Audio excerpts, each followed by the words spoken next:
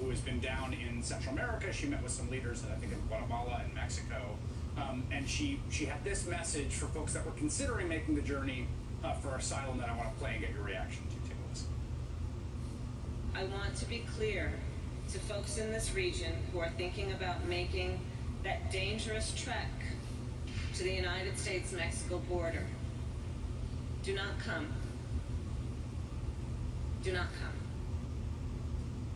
You tweeted some criticism of that, and I guess just to give the sort of defense of it and get your reaction to it, right? I mean, I think the thing that people in the administration would say, or others, is that, look, it really is a very dangerous journey.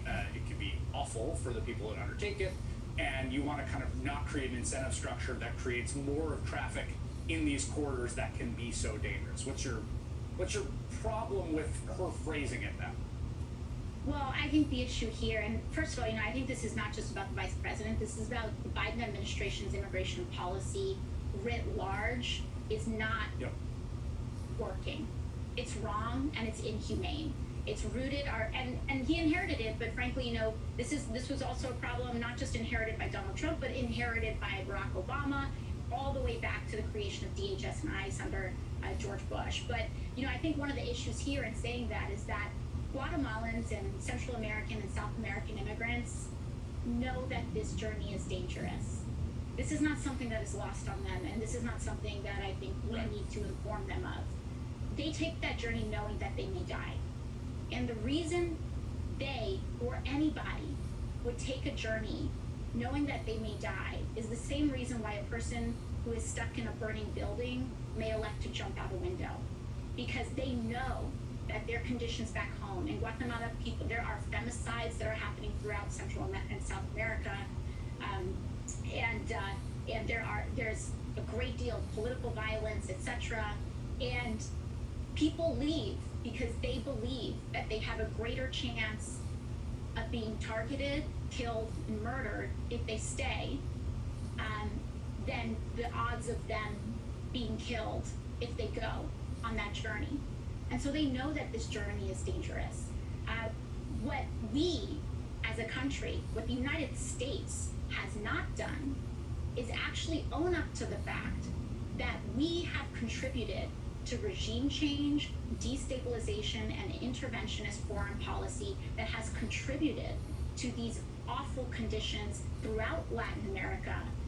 And the reason that it's a problem, and this is not just U.S. supporting regime change, this is also climate policy that is impacting the global South disproportionately, even though these farmers and these folks in Central and South America contributed to climate change the least in terms of their carbon emissions.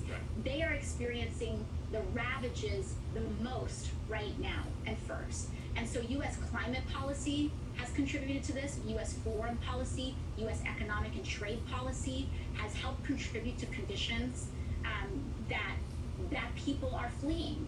And we cannot, as a country, no matter who it is, continue to show up in Latin America and say that this is their fault or that they are to blame, right? Because this seems like almost a precursor to say, in saying that we are going to allege that you are coming to this country illegally when seeking asylum on our border is in fact legal, and use that to predate any violence that we are willing to inflict on immigrants as a deterrent.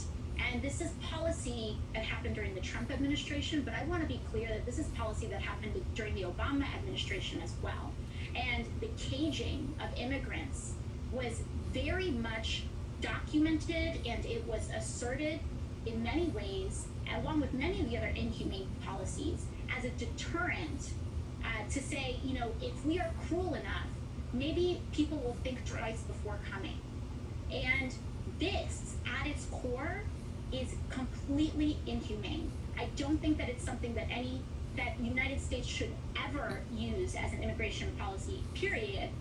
But it's never something, I believe, I think it's shameful that any Democratic administration, whether it's the Obama administration, the Biden administration, any administration, one that we would choose to adopt.